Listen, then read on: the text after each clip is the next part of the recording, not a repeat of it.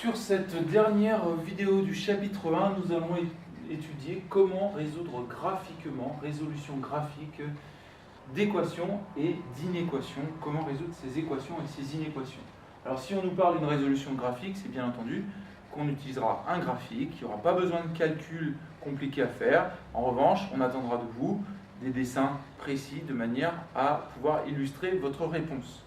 Alors, je suis parti de deux situations. Première situation, résolution d'équation. On vous demande de résoudre graphiquement l'équation f de x égale 1. Eh bien, d'ailleurs, premier point, si on vous dit juste dans un énoncé résoudre simplement f de x égale 1, ça sous-entendra qu'il faudra le faire par le calcul. Si on vous indique que c'est résoudre graphiquement, ça veut dire pas besoin de calcul, il faudra utiliser la courbe. Alors voici la courbe représentative de la fonction, la même que dans les vidéos précédentes, et nous allons essayer de résoudre l'équation f de x égale 1. Avant de commencer, peut-être un petit schéma. Si je dis f de x égale 1, ça revient à dire, voilà mon petit dessin de fonction, je cherche f de x égale 1, c'est donc l'image qui vaut 1. Et donc pour la réponse attendue à cette question, ce sera de trouver les x. On peut donc résumer cette question à trouver les antécédents de f par 1. Je cherche les x qui correspondent à une image de 1 par la fonction f. Voilà. Alors, pour résoudre cette question, ça se fait assez bien. Il faut être précis, puis utiliser des couleurs. Et vous allez voir que ça se passe très bien. Donc, les x qu'on cherche d'ailleurs, si ce sont les antécédents, on les cherchera sur l'axe des abscisses. Donc, la réponse attendue se trouvera sur l'axe des abscisses. Alors, f de x égale 1. L'image, c'est sur l'axe des ordonnées que je vais la trouver. Et donc, abscisse, je vais le marquer là. Et donc, je me place à l'ordonnée 1. Voilà, ici d'ailleurs. Et je vais chercher à quel endroit la courbe se situe à cette hauteur. Donc, pour cela, le plus simple, c'est d'être rigoureux, parce que sinon on en oublie. C'est de tracer une droite perpendiculaire. Oula, perpendiculaire, je vais essayer de la dessiner correctement quand même.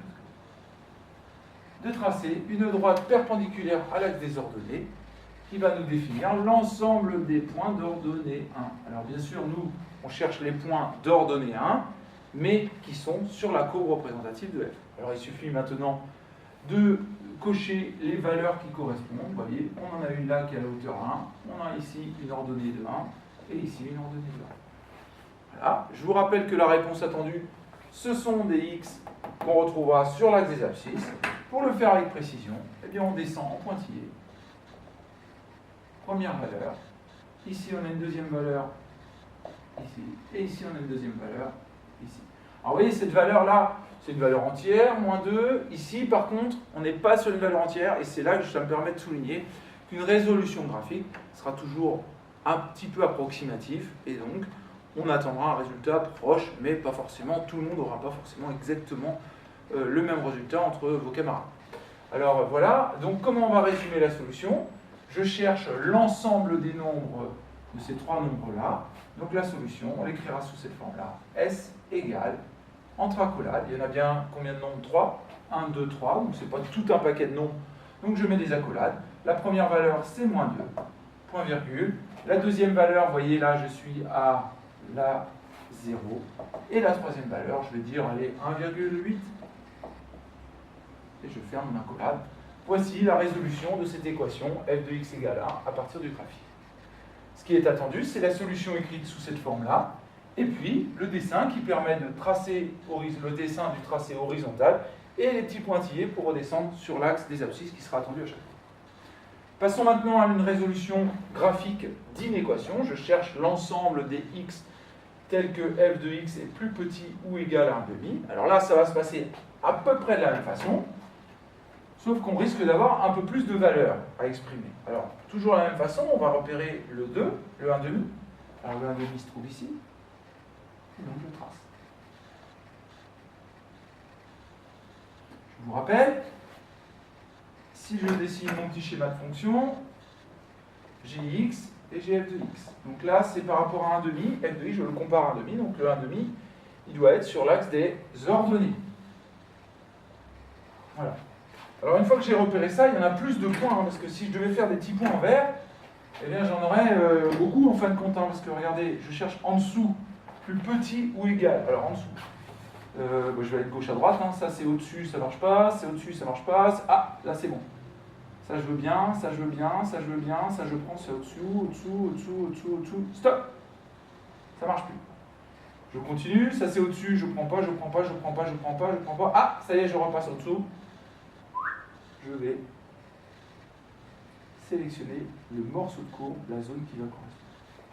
D'accord? Je vais la mettre en plus épais pour qu'on distingue bien de la droite. Voilà. C'est cette zone-là et cette zone-là qui m'intéresse. Mais alors, ça, c'est pas une réponse. Hein. Ça ne va pas suffire.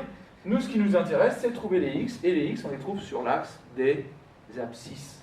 Et pour ça, eh bien, de la même façon qu'ici, on a fait des pointillés, on va faire des pointillés ici aussi. Ici.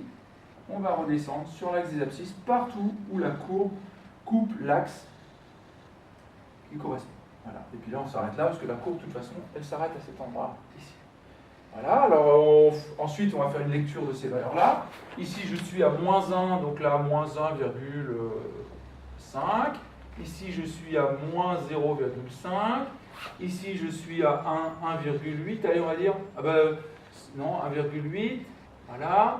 Et puis ici, je vais être à 4. Voilà.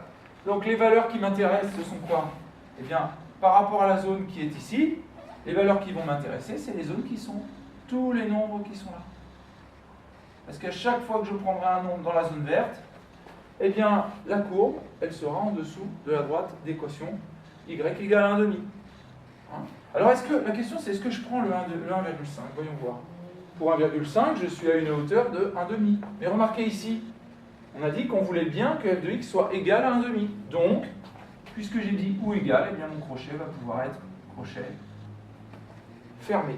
De la même façon ici, je redémarre à partir de là, du 1,8, de 1,8 jusqu'à 4. Alors 1,8, je veux bien que ce soit égal, puisque pour 1,8, ma fonction f de x vaut 1,5. Et puis pour 4, voyons voir, alors là c'est pas pareil, ça ne se croise pas, mais pour 4, est-ce que je suis bien en dessous de 1,5? Bon bah oui, je suis carrément en dessous, donc c'est bon, je garde aussi la valeur 4. Et voilà. Alors comment on va résumer cette information? Eh bien cette fois-ci, sous forme d'intervalle, S égale de moins 1,5 jusqu'à moins 0,5. Alors les crochets, on a dit qu'on les prenait, les nombres, à cause du plus petit ou égal à 1,5. Et puis après, il y aura un autre intervalle de 1,8 jusqu'à 4. D'accord? Alors les nombres qui marchent, c'est ceux qui sont là-dedans ou là-dedans. Alors pour symboliser ce ou, on pourrait dire là-dedans ou là-dedans, on symbolise avec un petit symbole qui veut dire union, réunion, avec un U comme ça. Voilà. Chaque fois qu'on aura deux morceaux qui nous intéressent, on dira c'est les nombres qui marchent, ils sont là ou là, on mettra un U pour symboliser le mot union. Et donc voilà, résumé d'une résolution d'inéquation par le graphique. Je résume, on trace la droite qui correspond au 1,5, c'est-à-dire la hauteur et demi, y égale 1,5. On repère les endroits où je croise la courbe représentative. Après, de couleur, je vais dessiner les bouts de courbe qui correspondent à ce que j'attends. Et puis une fois que c'est fait, changement de couleur, je récupère les x qui correspondent et je dessine les intervalles avant de les écrire sous la forme de la solution exacte. Résolution d'équation, quelques points. Résolution d'inéquation, beaucoup de points. Mais parfois, c'est la dernière remarque, pas du tout de points, pas du tout de valeur x. En effet, il suffit que je choisisse f de x plus grand que 5. Imaginez là, 5, il n'y a aucun point. La courbe n'est jamais au-dessus de 5, donc pas de solution. Voilà pour cette petite vidéo, résolution graphique d'équations et d'inéquations.